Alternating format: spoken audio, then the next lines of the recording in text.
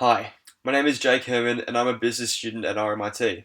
I am passionate about the world we live in as well as its well-being now and in the not too distant future, and I understand the pressure civilization is placing upon it. I also understand there is no challenge too great and there is always a way. Please allow me to demonstrate over the next few minutes why I am the best candidate for joining the team at Fogap and how I can help us help the world. It's no secret human nature is fickle. We are going to be solely reactive to issues and tend to disregard what does not immediately pose as a problem. Whilst this is perfectly fine in most daily insignificant scenarios, we know this is simply not going to cut it in terms of eradicating carbon pollution in our society. What if there was a way that we could get people excited and eager to reduce their personal carbon emissions, plant trees, and make a difference? And what if it did not require copious amounts of funds going towards shoving the facts down people's throats in a desperate plea to spark some motivation? It can be done. I'm going to explain how visual management concepts and principles have given me the vast understanding of the issues Fogap are presented with, and how they have helped me come to the realization that there are viable solutions out there. Kaizen is a Japanese theory by which the focus is on continuous small incremental improvements. Though it was developed primarily for mass production of Toyota vehicles on a production line, its principles can be applied to Fogap nonetheless. Instead of focusing on the bigger picture, there should be focus on small improvements towards the goals of Fogap. Starting small and more community focused can also improve goodwill and public perception of Fogap, which subsequently can lead to increased community involvement. Another valuable concept is the 5 whys, which operates exactly how it sounds. Start with an issue which is presented to Fogap, then ask why. Then the answer of that, ask why, and keep going 5 times until there is an extremely clear and obvious solution to the issue.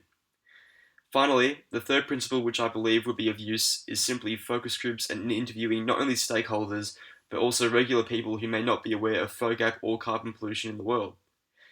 This may be a little simplistic, but hear me out.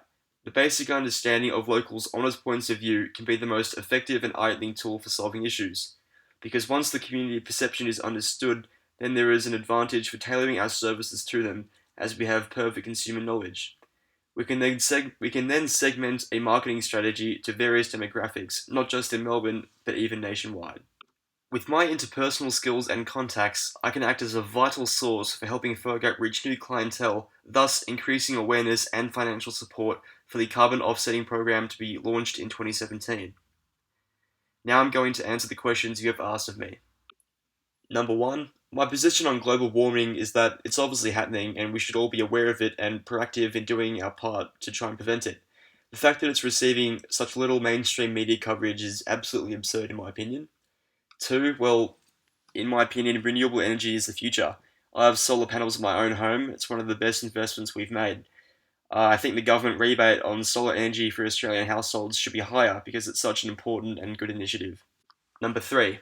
The ways I reduce my carbon emissions daily include taking public transport as much as possible, using high Energy Star appliances, and recycling regularly. 4.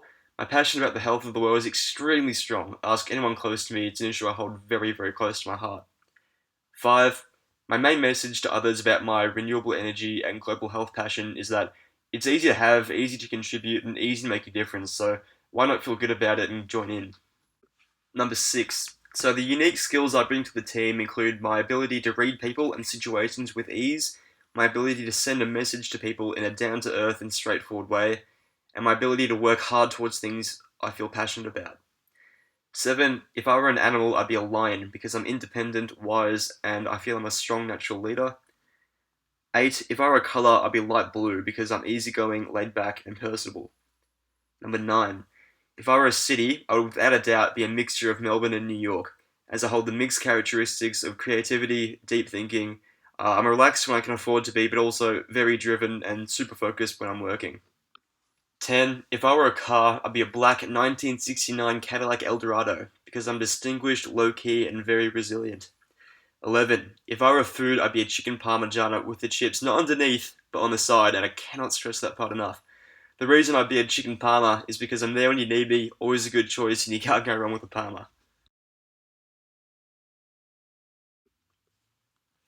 So in this video, I've given what I believe are some strong ideas with a common sense approach.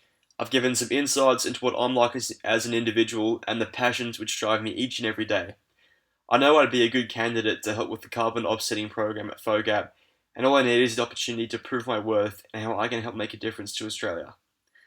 My name is Jake Herman, and thank you.